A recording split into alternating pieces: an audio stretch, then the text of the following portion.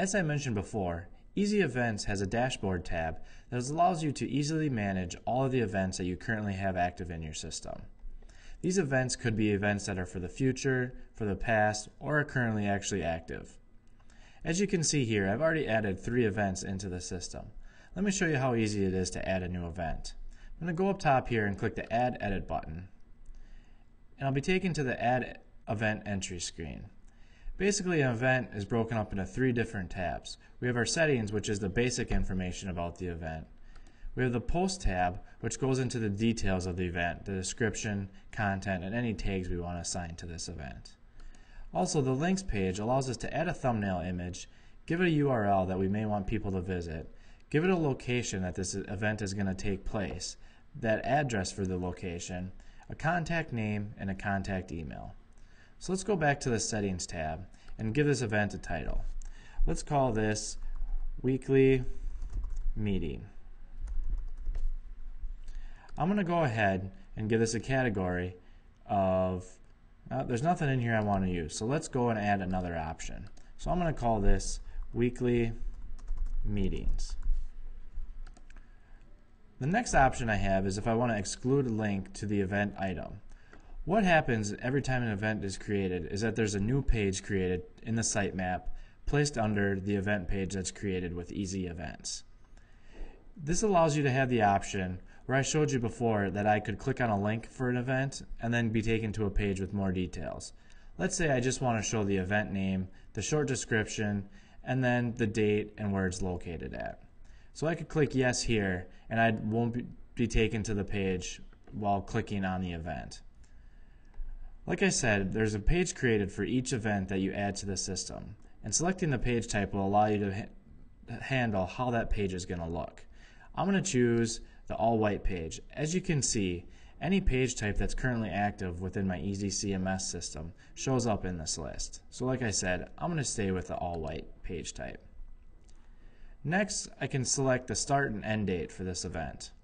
If this event was just going to be a one-day event, I'd set that start date and leave reoccurring to none.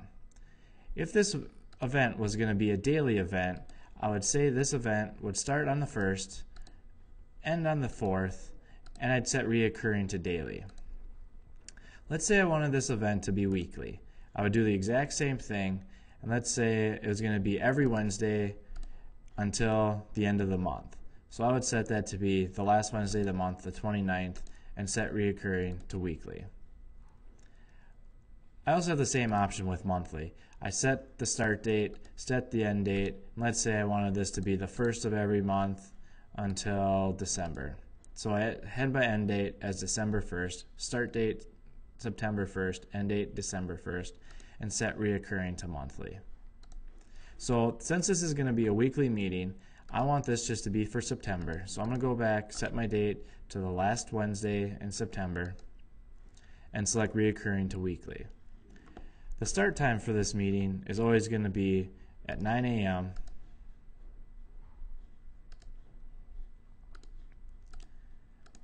and the end time is it's going to be an hour meeting, so I'm going to set it to be 10 a.m.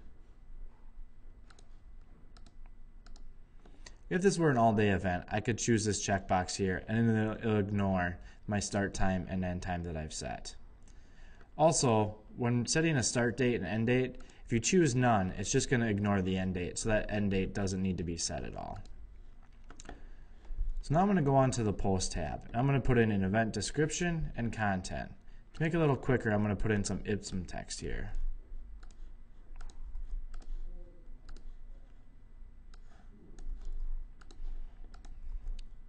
For the content, you'll be able to add things such as bold, italics, underline, center your text, justify it to the right or to the left, or add in images if you'd like. Anything that shows up in this event content section will show up on that page that's created by the system. I can also tag this event for certain things. So let's say that this is a meeting tag that I want to add.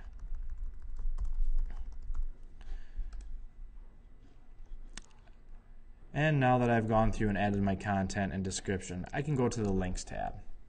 I'm not going to choose a thumbnail because I don't need a thumbnail for this. It's just a weekly meeting. There's no image that needs to go along with that. The event URL, I'll just put it in my company URL. And the location will be the boardroom. And my event address will put in my company's address, along with my name for the contact name. I can also put my email in case anybody needs to get a hold of me. So I'll put in my email address. So that's all we need to do to add a new event. So I'll click on Add Event Entry. As you can see, now I have the weekly meeting showing up in my system here. Let's say now this company workshop, I need to change the start times of that. Instead of 8 a.m., we're going to go to 9. I'm going to select the Edit button here, and it'll take me to that entry and allow me to go in and edit any part of this event that we've already set up. So I'm going to go to the start time and set that to 9. And everything else looks good, so let's just update that entry. And you see now it's starting at 9 a.m. Along with these entries that you have within the list view of the ezEvents, when you install the ezEvents add-on to the system, you'll notice that in your sitemap there will be a new page created called Event. Don't ever delete this page, because if you do, the system will start to display errors and ezEvents won't work right. How it is set up by default, all your events are placed as a new page under this event page. As you can see, those events I have added in there are showing up as the pages within the system. As you can see, the ezEvents backend system in their dashboard is a very easy and simple place that you can manage all of your events and display them on the front end of your website. Next, I'll show you how you can take these events in the front end of the website and display them how you choose, whether it's one long list of events or if you want to break up those events based on those categories that we've set in the back end here.